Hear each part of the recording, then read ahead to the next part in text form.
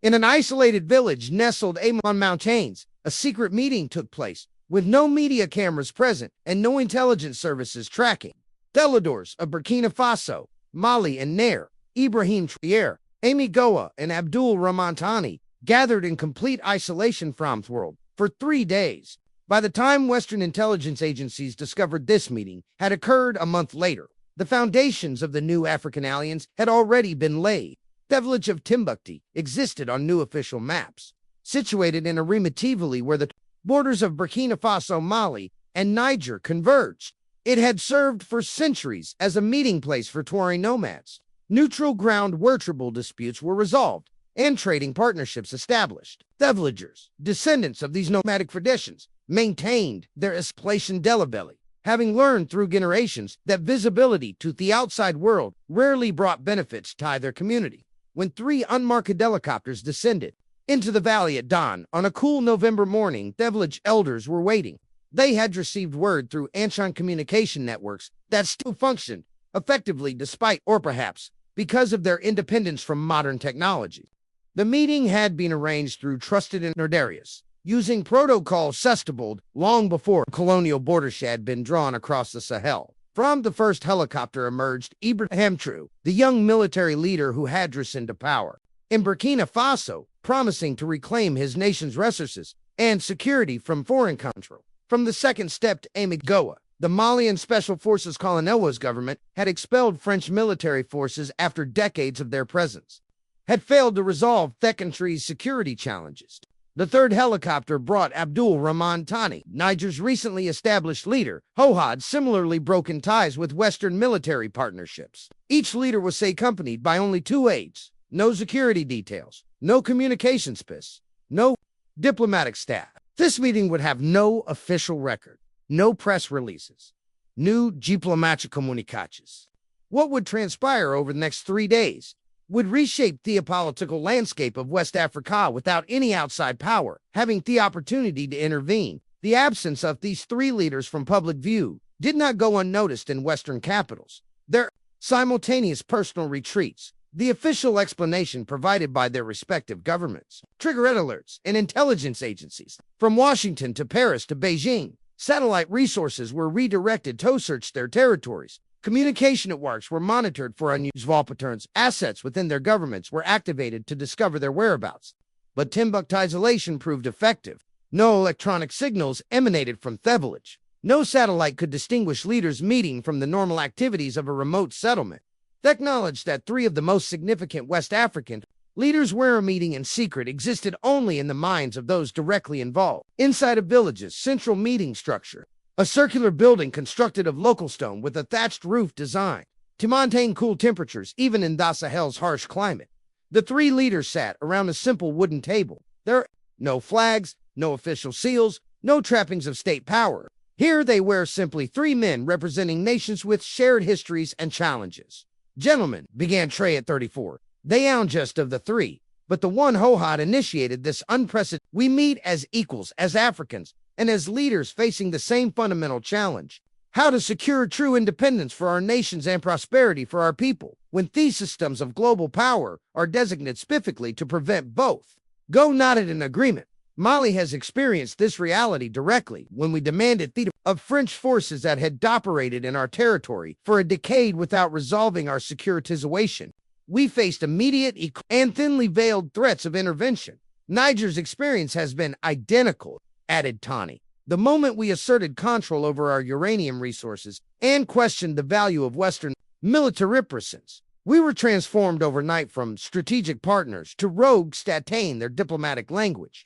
For the first hours, the discussion focused on shared experiences, the similar patterns of response from Western powers when African nations attempted to chart independent courses, the economic pressure applied through international financial institutions, the support for opposition groups and potential coups, the information operations depicting these leaders as autocrats woes removal would somehow benefit their populations. But as the sun reached its zenith above the village, the conversation shifted from shared grievances to strategic possibilities. What had begun as a meeting to coordinate individual national referendum, the conceptual frame warfare, a new type of regional alliance. Around individual nations lacked a scale to resist external pressure effectively, observed Traoré, unfolding a map of Terrigian. But collectively, we control territory larger than Western Europe with strategic resources the global economy cannot function without. Their sources were indeed substantial. Burkina Faso's gold reserves, Mali's vast deposits of gold, uranium, and rare earth elements, Niger's uranium, essential for nuclear energy production. Together, these nations controlled natural wealth that major powers depended upon, wealth that had been extracted for centuries with minimal benefit to local populations. What I am proposing, continued True, is not merely coordination, but integration, not a traditional alliance based on military cooperation, but a new economic and resource entity that fundamentally alters our relationship with As night fell over the village, illuminated only by lanterns that cast long shadows across the meeting chamber, the outline of this new entity began to take shape. They called it simply the Sahel Confederation, a structure that will integrate their resource management, create shared financialisms independent of former colonial systems, and establish collective security arrangements. The second day of discussions focused on the practical implementation of this vision. The leaders and their aides, specialists in economics, security, and diplomacy, worked through the technical details of what would become the most significant of African sovereignty since the independence movements of the 1960s. The economic framework they developed had centered on a revolutionary approach to resource management. Rather than merely nationalizing extraction operations, a strategy that had historically prompted intervention from former colonial powers, they would create a sophisticated shared ownership model. Foreign companies could still participate in resource development, but under strictly controlled terms, though to ensure primary benefits flowed to local economies. More radically, they designate a new currency system, the Sahel franc, backed by the collective mineral wealth of the three nations. Unlike the CFA franc that had kept former French colonies in a state of monetary identity, this new currency would be controlled entirely by the Confederation with no external oversight or the currency question as fundamental, explained Traoré economic advisor. As long as our economies operate with currency as controlled by former colonial powers, true independence remains impossible. Financial sovereignty is the foundation of all other forms of sovereignty. These security arrangements were innovative. Rather than creating a traditional military alliance that might trigger direct intervention from global powers, they established a network. Each nation would maintain its own military forces, but coordinate closely through integrate cadmium structures. More importantly, they would share intelligence and counterintelligence capabilities, creating a collective shield against covert operations that had destabilized the cult's African governments.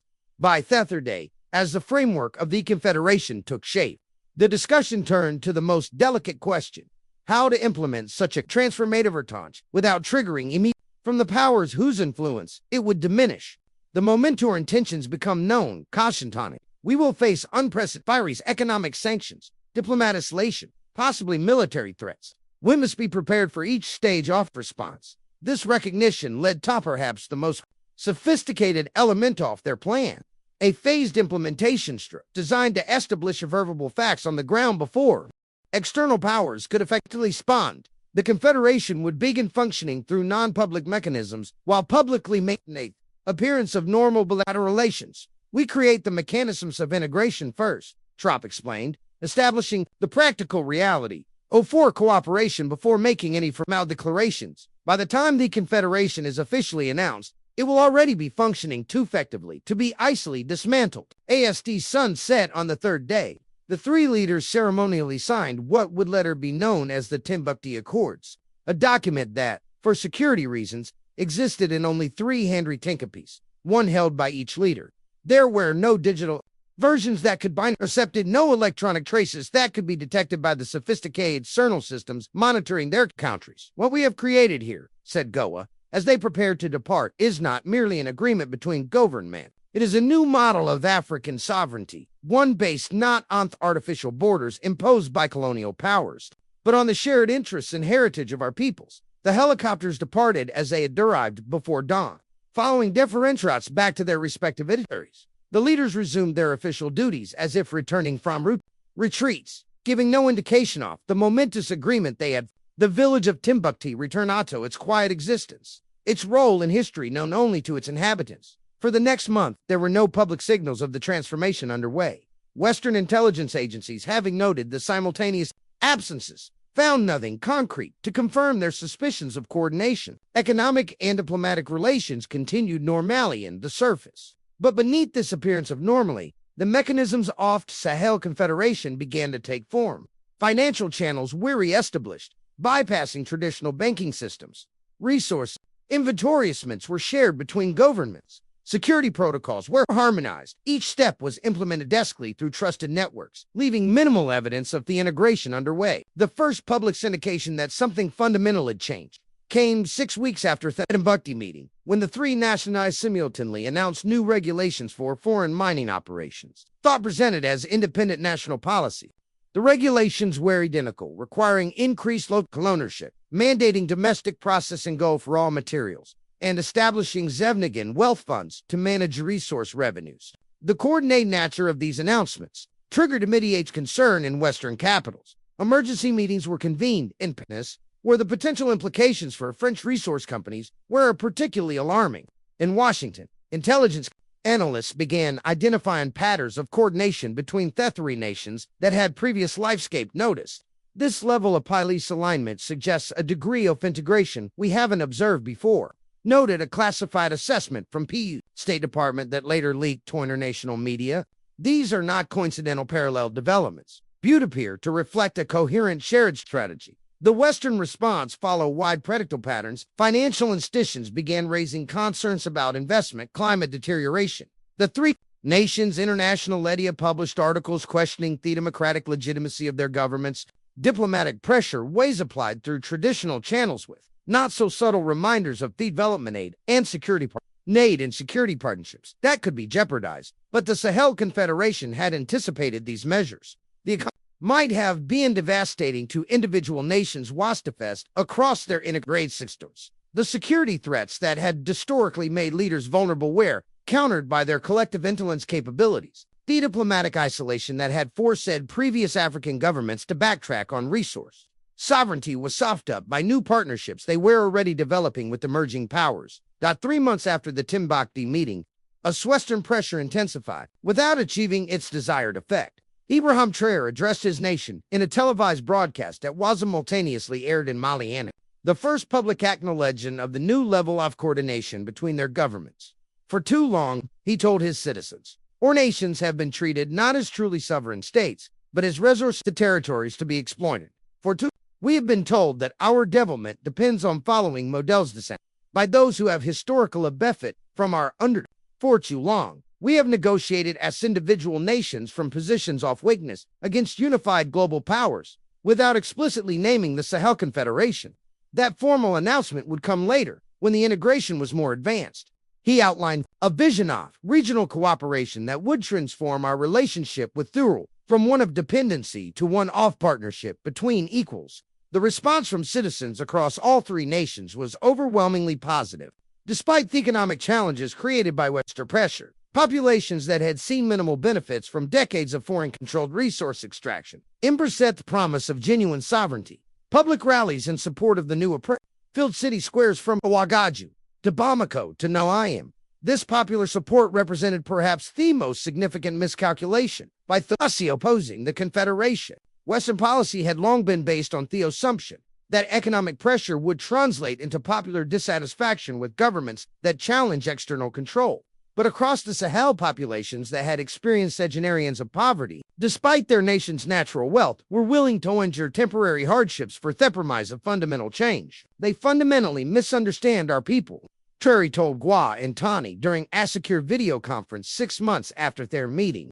They believe Africans will sacrifice sovereignty for short-term economic relief because their entire colonial history has been premised on that assumption.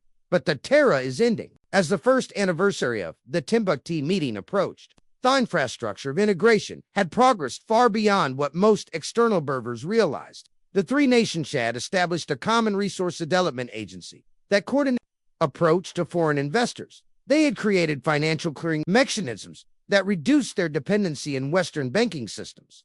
They had integrated their security operations to effectively address regional threats that individual nations had struggled to contain. Most significantly, they had begun the technical preparations for the Sahel franc, a currency that would alter their economic relations with former colonies, backed by their combined mineral reserves and managed through distributed systems resistant to external pressure. This new currency represented the most direct challenge yet to the financialisms that had maintained economic control after formal colonization ended. 1 year after the three leaders had met in that isolated village, they gathered again, this time not in secret, but at a formal summit in Ouagadougou before his humble diplomats from across Africa and beyond. They signed the public version of what had begun with the Timbuktu Accords, the formal treaty establishing the Sahel Confederation. Today, declared Ibrahim Traoré at the signing ceremony, we take a historic step toward fulfilling the true promise of independence, not isolation, but integration, not rejection of the world, but engagement with it on terms that respect our sovereignty and serve our people's interests. The global reaction was mixed. Western governments expressed concern about regional stability, widely attempting to maintain dialogue with a new entity that controlled resources too strategic to ignore. Emerging powers saw opportunity in this reconfiguration of influence in West Africa. Other African nations watched closely, considering whether this new model, Afro-regional sovereignty, might be applicable to their own circumstances. What non-aquatic deny was that the geopoliticals had been fundamentally altered by what had begun in that isolated village. Three leaders meeting without fanfare or publicity had initiated a transformation that challenged decades-off, post-gay colonial relationships and created new possibilities for African agency in the global system. For Ibrahim Traoré, who had envisioned this approach and convinced his counterparts of its viability, the Confederation represented fulfillment of the promise he had made when assuming leadership that Burkina Faso's resources would benefit its people rather than enriching distant elders. By recognizing that this goal could only be achieved through a regional integration, he had initiated a process that transcended national boundaries and traditional concepts of sovereignty. The Sahel Confederation was not without challenges. Integrating nations with different colonial histories, linguistic traditions, and governance systems required constant negotiation and compromise. External powers continued attempting to undermine the arrangement through economic pressure, political interference, and information operations. The practical implementation of shared resource management and financial systems encountered technical obstacles that demanded innovative solutions. Yet, with its challenge overcome, the Confederation's resilience increased. The economic benefits of coordinate tracers development began flowing to populations that had seen little advantage from their countries' natural wealth under previous arrangements. These security improvements, resulting from integrated operations, reduced the threat from non-state armed groups that had destabilized the region for years. The diplomatic leverage gained through collective negotiation transformed relations with external partners. 2 years after the secret meeting in Timbuktu, as the Sahel Confederation celebrated its first anniversary as a formal entity, Ibrahim Traoré addressed a graduating class of students from the newly established Confederation University in Ouagadougou. These young people from across the three member nations represented the future of the Confederation had been created. To secure what began in secrecy now continues in the open, he told them. What was conceived by three leaders now belongs to 30 million citizens. The path of genuine sovereignty is never easy. Powerful interests will always resist redistribution of power and resources. But when we act together, guided by a vision of dignity and development that serves our people, even the most entrenched systems can be. As he spoke, negotiations were already underway with additional West African nations considering members in the Confederation. The model of regional integration, focused on resource sovereignty, had demonstrated its viability, creating a template that their parts of the continent were increasingly interested in adapting to their own circumstances. The village of Timbuktu remained as it had always been, remote, self-sufficient, largely invisible to the outside world. Few oft diplomats, economists, and securitarians, now studying the Sahel Confederation, knew of its role in birthing this new approach to African sovereignty. The village elders preferred it that way, understanding from centuries of experience that true power often works most effectively in the gaze of those who would oppose it. For the citizens of Burkina Faso, Mali, and Niger, the full history of how their nations had been transformed remained partially obscured. They knew their leaders had created something unprecedented, a structure of cooperation that was steadily improved. lives after generations of extracted wealth had produced many malleable benefit. They celebrated the visible symbols of this new approach, the joint resource development projects, the Confederation institutions taking shape in their capitals. The new currency that would soon replace those imposed during the colonial era. Did not know was how it had begun with 3 leaders meeting in an isolated village away from Alan Sind. Interference to imagine a different fear for their nations and peoples. A future based not on the artificial borders and extractive relationships distilled by colonial powers, but on the shared interests and integrability of neighboring nations with common challenges and aspirations. Ibrahim Traoré had understood that so many transformations could only begin beyond this observation of those invested in preventing them. By creating the space for 3 leaders to reimagine the foundations of sovereignty and cooperation, he had initiated a process that would eventually alter not just their nations, but potentially the entire post-colonial relationship between Africa and global powers. The secret meeting that Western intelligence service discovered only after it had already achieved its purpose represented more than a tactical success in evadings. It demonstrated a profound strategic insight that African leaders to establish their own frameworks for cooperation before engaging with external powers, rather than attempting to reform relationships designated specifically to maintain dependency. 3 years after the Timbuktu meeting, as the Sahel Confederation continued expanding both its membership and its functions, Ibrahim Traoré met with a small group of senior advisors to reflect on what had been achieved and what have created the foundation, he told them. But the structure that will ultimately be built upon, it may take generations to complete. True sovereignty, economic, political, security, cultural, is not achieved through declarations or agreements. It emerges through the patient construction of systems that serve our people's interests rather than extracting our wealth for others' benefit. One of his advisors, a veteran diplomat who had served previews, still pondered, why did it succeed? So many previous attempts at regional integration have faltered. What made this different? Traoré considered the question carefully before responding. Previous efforts began with public declarations and formal structures, giving opposing interests the opportunity to undermine them before he could establish momentum. We reversed that approach, creating functional integration first, demonstrating its benefits, and only then formalizing what was already working in practice. He paused, then added, but more fundamentally, we succeeded because ZOO addressed the central question that previous integration efforts avoided. Who controls our resources, and for whose benefit are they developed? By placing resource sovereignty at the center of our approach, we created a framework with immediate tangible benefits for our peoples, benefits significant enough to withstand the pressure applied by those opposed to our independence. As the concluded, Traoré returned to his office, where a simple framed photograph stood on his desk. It showing 3 leaders sitting around a wooden table in a circular stone building, the only visual record of the Timbuktu meeting, taken by one of the villagers and given to him as a reminder of that pivotal moment. What had begun as a secret gathering of 3 leaders determined to chart a different course for their nations had evolved into something that was steadily reshaping the economic and political landscape of West Africa. The Sahel Confederation, known as both a practical mechanism for regional cooperation and a powerful symbol of African agency and a global system historically designed to limit it.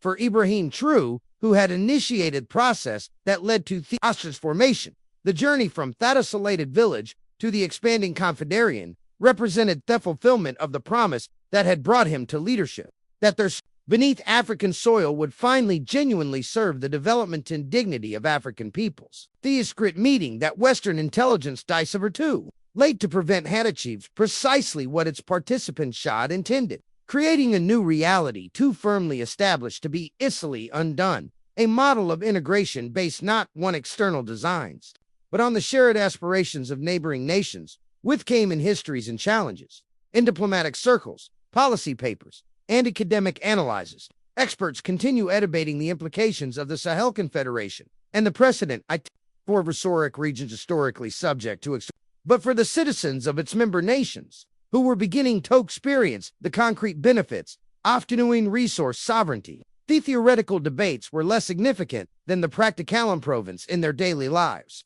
3 leaders had met in secret, away from the observation of powers invested in maintaining the status quo.